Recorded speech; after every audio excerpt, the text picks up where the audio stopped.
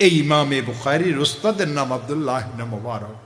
অনেক ধনী লোক ছিলেন, প্রত্যেক বছর 1000 গরিব দুঃখী আলেম ওলামাদেরকে নিজের টাকা দিয়ে হজ করাইতেন।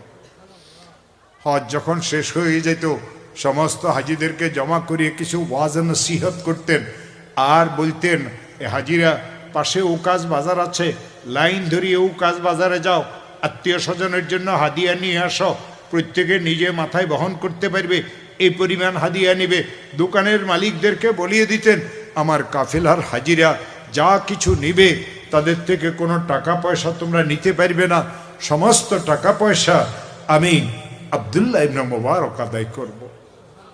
হযরত আব্দুল্লাহ ইবনে মুবারক রহমতুল্লাহ আলাইহি বলেন, একবার হজ হয়ে গেছে,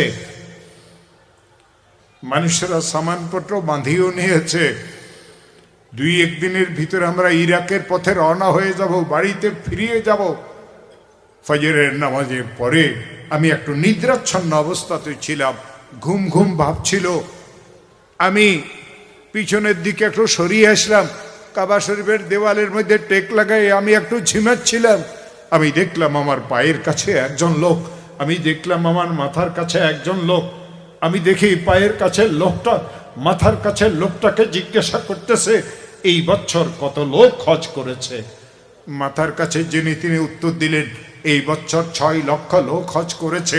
পায়ের কাছে যিনি তিনি জিজ্ঞাসা করলেন, কয়জন লোকের হজ কবুল হয়েছে? মাথার কাছে যিনি তিনি বললেন, একজন লোকের হজও কবুল হয় নাই।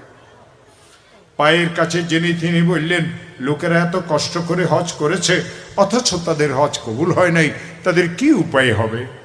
মাথার কাছে যিনি তিনি বললেন, সিরিয়াতে একজন লোক আছে, আলী বিন মুআফফাক তার নাম, ওই লোকটা হজের নিয়ত করেছিল, কোনো কারণে হজে আসতে পারে নাই, তার নিয়ত এত খাঁটি ছিল, তার নিয়তের সদকাতে আল্লাহ 6 লক্ষ হাজিকে মাফ করে দিয়েছে।